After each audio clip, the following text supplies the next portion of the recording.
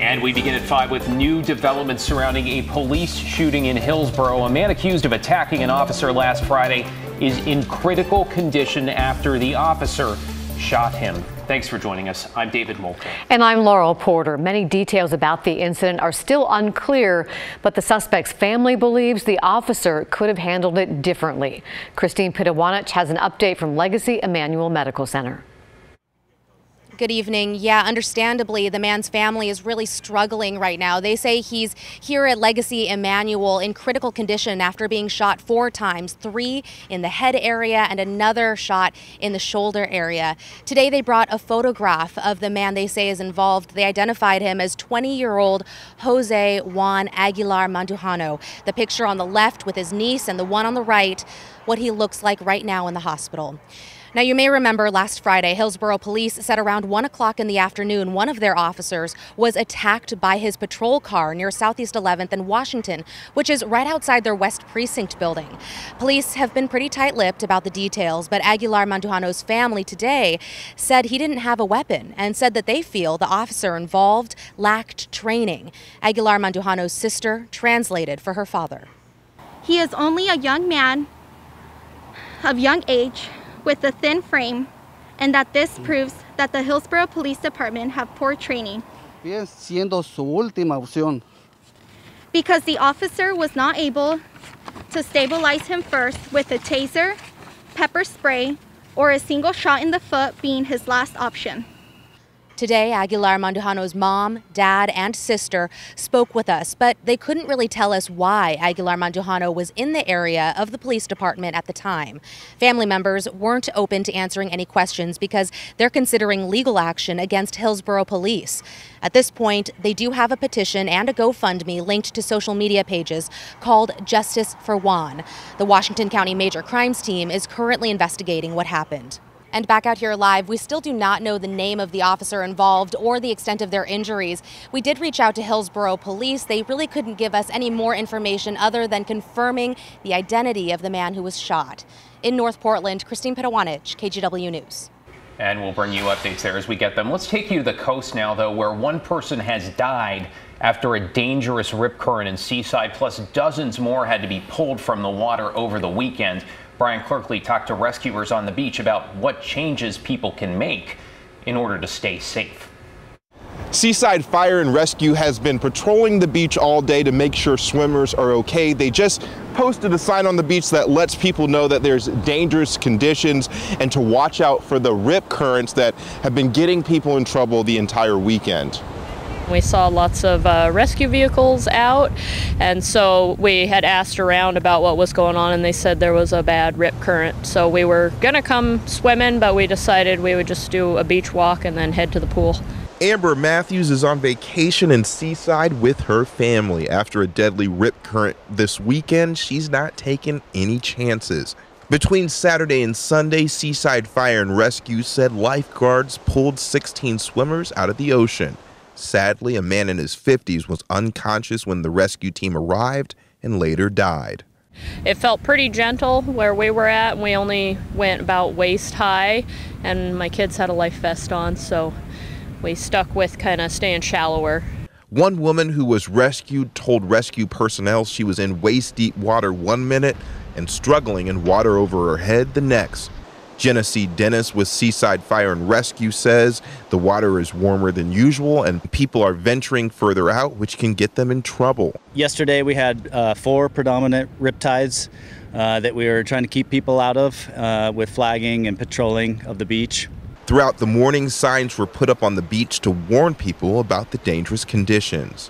The rescues this weekend, they were multiple rescues, so we had anywhere from 2 people at a time to 4 people in the water in distress.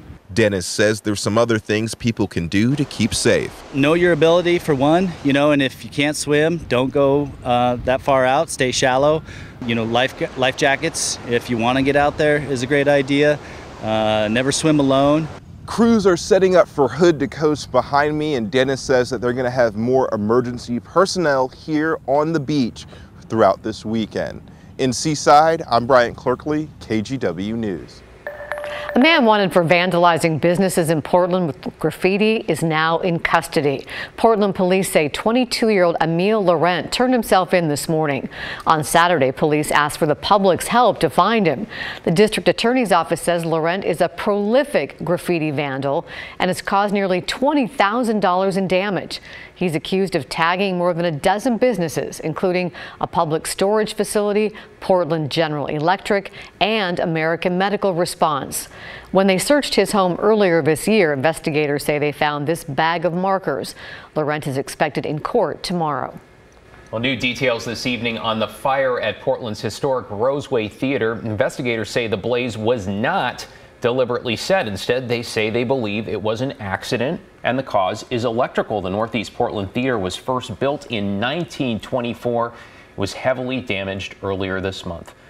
Well, to an update now on a hit and run that seriously injured a Vancouver man. We reported last week how the person who was stealing Joey Lutz's car allegedly ran Lutz over. Detectives now found the car on Friday near Seattle. They arrested the suspected thief. They name him as Tong John of Vancouver. He's now facing robbery and injury hit and run charges. Lutz's family told us he started his car last Tuesday morning, then ran back inside to grab something. When he came back outside just moments later, someone was in the driver's seat. Lutz was hit, they say, and then the driver took off.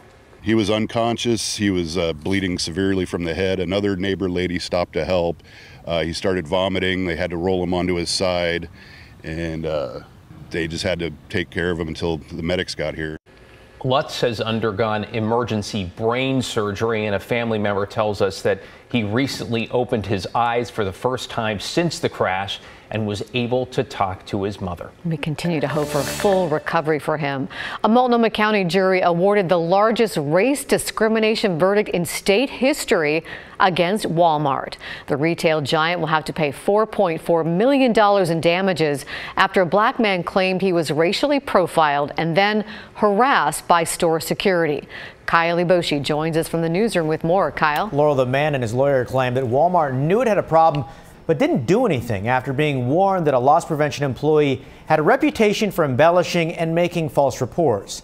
Michael Mangum says he was shopping for light bulbs at the Walmart in Wood Village in March of 2020 when store security started following him and then told him to leave. When Mangum objected, the employee said he'd call police and falsely claimed Mangum had threatened to smash him in the face. On Friday, a Multnomah County jury slapped Walmart with $4.4 million in damages, according to Mangum's attorney, Greg Kafori. The case is especially troubling because Walmart ignored police warnings about a security employee's pattern of false reports. Walmart thinks the police work for them. Walmart has no respect for the community. It has no respect for its customers. And news about this guy went all the way up to the corporate headquarters. Nothing happened. In response to that multi-million-dollar verdict, Walmart said, "We do not tolerate discrimination. We believe the verdict is excessive and is not supported by the evidence." Now, this case is also significant because it falls under a new law that allows people to sue if anyone improperly calls police with the intent to discriminate or humiliate another person. The law was created by State Representative Janelle Bynum after she was racially profiled while canvassing door-to-door in her Clackamas neighborhood. Thank you, Kyle.